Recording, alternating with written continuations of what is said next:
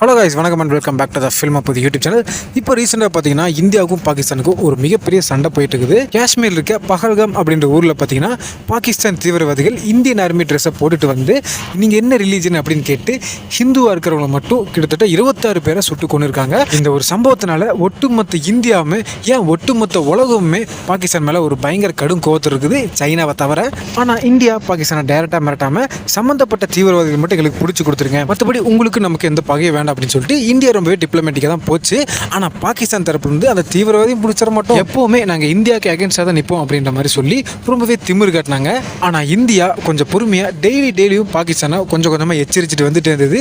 இது நல்லதுக்கு இல்லை, இது இப்படியா போயிட்டு இருந்ததுன்னா பாகிஸ்தான் அப்படின்ற ஒரு நாடே உலக வரைபடத்தில் இல்லாமல் போயிடும் அப்படின்ற மாதிரி மிரட்டிட்டு வந்துச்சு.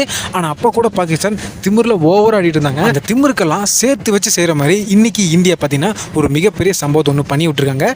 சிந்தூர் அப்படின்ற ஒரு மிஷன் ஆரம்பித்து பஞ்சாப் கிட்ட இருக்க பாகிஸ்தான் பார்டருக்குள்ள பார்த்தீங்கன்னா தீவிரவாதிகள் இருக்க முகாமில் ஏகப்பட்ட ஏவுகணைகளை செலுத்தி மிகப்பெரிய டேமேஜை இந்தியா ஏற்படுத்தியிருக்குது. இந்த ஆட்டம் போதுமா குழந்தை அப்படின்ற மாதிரி ஒரு தக்கான ஒரு ரிப்ளையும் இந்தியா கொடுத்துருக்குது. இந்த சிந்தூர் மிஷனை பற்றி ஏகப்பட்ட தமிழ் நடிகர்கள் பார்த்தீங்கன்னா இந்தியன் ஆர்மியையும் பிரதமர் மோடியும் பயங்கரமாக பாராட்டிருக்காங்க. அதே போல தான் நம்ம ஏகேவும் டைரக்டாக மோடி அவர்களுக்கு கால் பண்ணி இந்தியாவில் சிந்தின ஒவ்வொரு துளி ரத்தத்துக்கும் நீங்கள் தரமான பதிலடி கொடுத்துட்டு இருக்கிறீங்க, இந்த நாட்டு மக்களோட சேர்த்து நானும் உங்க கூட உறுதுணையாக நிற்பேன் அப்படின்ட்டு நம்ம ஏகே ரொம்பவே ப்ரௌடாகி பேசியிருக்காராம்.